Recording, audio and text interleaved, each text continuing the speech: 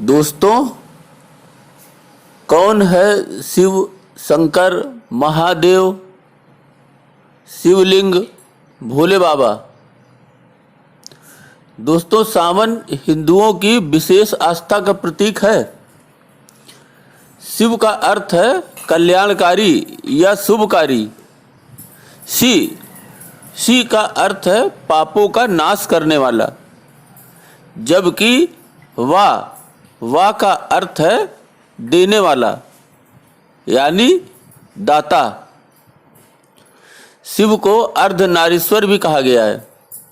इसका अर्थ यह नहीं कि शिव आधे पुरुष ही हैं या उनमें संपूर्णता नहीं है।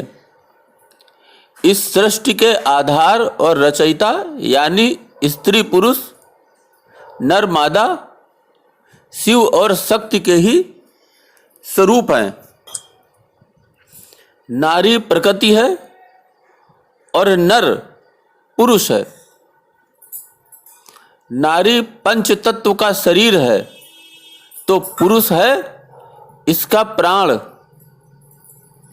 बिना प्राण के शरीर का कोई अस्तित्व नहीं है। प्रकृति के बिना पुरुष बेकार है और पुरुष के बिना प्रकृति। प्रकृति को हम यहाँ नारी स्वरूप में देखते हैं। अर्धनारीश्वर शिव इसी पारस्परिकता के प्रतीक हैं। शिव जब शक्ति युक्त होता है तभी इसमें समर्थ होता है, अर्थात इसमें जब प्राण होता है।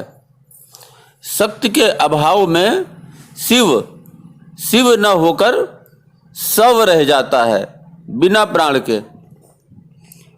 शंकर की उपासना में हमें उनके चित्र यानी रूप को समझना पड़ता है।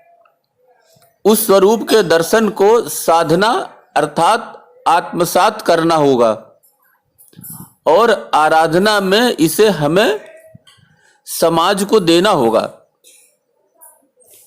यही शिव भक्ति है और शिव की सच्ची पूजा है। दोस्तों, एक कहानी है। अमृत पाने की इच्छा में जब देव दानव बड़े जोश और वेग से समुद्र में मंथन कर रहे थे, तभी समुद्र से कालकूट नामक भयंकर विष निकला था। उस विष की अग्नि से 10 दिशाएं जलने लगी थी। समस्त प्राणियों में हाहाकार मच गया था। देवताओं और दैत्यों सहित ऋषि, मुनि, मनुष्य, गंधर्व और यक्ष आदि उस विष की गर्मी से जलने लगे थे। भगवान शिव विषपान के लिए तैयार हो गए। उन्होंने भयंकर विष को हथेलियों में भरा और उसे पी गए। उस विष को शिव जी ने कंठ अर्थात गले में ही रोककर उसका प्रभाव खत्म कर दिया था। विष के कारण भगवान शिव का कंठ नीला पड़ गया था। अगर हमें अपने जीवन में इसे उतारना हो तो समाज का तमाम विष अर्थात समाज की तमाम कटुता को पीना होगा, उसे भूलना होगा और उन्हें उनकी कटुता से मुक्त करने में उनकी सहायता भी करनी होगी। अगर हम कर पाए तो अपनी इस सहायता को भूलकर कंठ से नीचे दिल में नहीं उतारना है। क्या हम ऐसा कर सकेंगे? लोग जब दूसरों की सहायता करते हैं तो हमेशा उसे अपने ध्यान में रखते हैं। जिसकी सहायता उन्होंने की थी, अगर उसने कभी मुंह फेरा तो अपनी पहले की गई मदद का हमेशा उलाहना देते रहते हैं। मित्रों, यह शिव भक्ति नहीं है। दोस्तों, शिव की जटाएं अंतरिक्ष का प्रतीक हैं, जहां लिपटकर मां गंगा का घमंड नष्ट हो गया था। क्या हम अपने में वह गुण विकसित कर पाए कि जो भी मुझसे मिला मैं अपने व्यवहार से उसके सर पर उपजा घमंड हम मिटा पाए? शिव के ललाट पर चंद्रमा मन का प्रतीक है। शिव का मन चांद की तरह भोला, निर्मल, उज्जवल और जागृत है। क्या मेरा मन भी वैसा बन पाया? शिव की 3 आंखें हैं, इसलिए इन्हें त्रिलोचन भी कहते हैं। शिव की ये आंखें सत्व, रज, तम, भूत, वर्तमान, भविष्य, ये तीनों काल हैं। सत्व, रज और तम 3 गुण हैं। स्वर्ग, मृत्यु, पाताल, ये तीनों लोक हैं। क्या हम इन बिंदुओं पर मन से नियंत्रित हैं? इन्हें समझ पाए? सर्प जैसा हिंसक जीव जब शिव के अधीन होता है, सर्प तमोगुणी व संहारक जीव है, तो शिव इसे अपने बस में कर लेते हैं। साधना तो तब है जब मुझसे मिलकर मेरे व्यवहार से ये विषैले और हिंसक इंसान अपना विष बमन और हिंसा करना भूल जाए। शिव के हाथ में एक मारक शस्त्र है। त्रिशूल भौतिक, दैविक और आध्यात्मिक इन तीनों तापों को नष्ट करता है। क्या हम अपने ये तीनों ताप आज तक नष्ट कर पाए? शिव के एक हाथ में डमरू है, जिसे वह तांडव नृत्य करते समय बजाते हैं। डमरू का नाद ही ब्रह्मा रूप है। क्या हम इतने शांत हो पाए कि प्रकृति का यह नाद, स्वर हमें महसूस होता है? शिव के गले में मुंडमाला है, जो इस बात का प्रतीक है कि शिव ने मृत्यु को वश में किया हुआ है। मृत्यु एक सत्य है। क्या इस सत्य को स्वीकार कर इसके भय से मैं आज तक मुक्त हो पाया हूं? शिव ने शरीर पर व्याघ्र चर्म यानी बाघ की खाल पहनी हुई है। व्याघ्र हिंसा और अहंकार का प्रतीक माना जाता है। इसका अर्थ है कि शिव ने हिंसा और अहंकार का दमन कर लिया था। क्या हम लोगों की हिंसा और दमन की सोच अपने व्यवहार से, उनके मन से निकाल पाने की कला में निपुण हो सके? शिव के शरीर पर भस्म लगी होती है। शिवलिंग का अभिषेक भी भस्म से किया जाता है।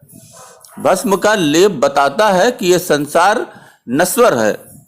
क्या आज तक हम इसे स्वीकार कर पाए, अपने मन में समा पाए? शिव का वाहन बृखभ यानी बैल है। वो हमेशा शिव के साथ रहता है। बृखभ धर्म का प्रतीक है। महादेव इस 4 पैर वाले जानवर की सवारी करते हैं, जो बताता है कि धर्म, अर्थ, काम और मोक्ष उनकी कृपा से ही मिलते हैं। क्या इस मर्म को समझकर इसे हम आज तक आत्मसात कर पाए? इस तरह शिव स्वरूप हमें बताता है कि उनका रूप विराट और अनंत है, महिमा अपरंपार है। उनमें ही सारी सृष्टि समाई हुई है। शिव के साधक को न तो मृत्यु का भय रहता है, न रोग का, न शोक का। शिव तत्व उनके मन को भक्ति और शक्ति का सामर्थ्य देता है। शिव तत्व का ध्यान महामृत्युंजय मंत्र के जरिए किया जाता है। ये मंत्र है ओम त्र्यंबकम यजामहे सुगंधिम पुष्टिवर्धनम उर्वारुकमिव बंधनात् मृत्योर्मुक्षीयमामृतात्। अर्थात हम भगवान शिव की पूजा करते हैं, जिसके 3 नेत्र हैं, जो हर श्वास में जीवन शक्ति का संचार करते हैं और पूरे जगत का पालन पोषण करते हैं। उनसे हमारी प्रार्थना है कि वो हमें मृत्यु के बंधनों से मुक्त कर दें, ताकि मोक्ष की प्राप्ति हो जाए। उसी तरह से जैसे एक खरबूजा अपनी बेल से पक जाने के बाद उस बेल रूपी संसार के बंधन से मुक्त हो जाता है। यह एक चिंतन है जिस चिंतन को हम बार बार करके अपने में उसको आत्मसात करने का प्रयास करते हैं। मित्रों, शिव शंकर के इस दर्शन को समझें और अपने जीवन में आत्मसात करें। इसके साथ साथ इस दर्शन को समाज को भी दें।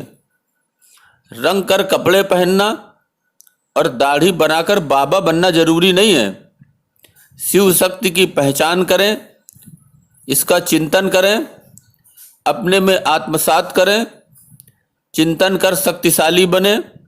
संपन्न होकर सहजता, सरलता, सहयोग और सहायता ही इस सामन की शिव शंकर की भक्ति है। मित्रों, आज के लिए बस इतना ही। धन्यवाद।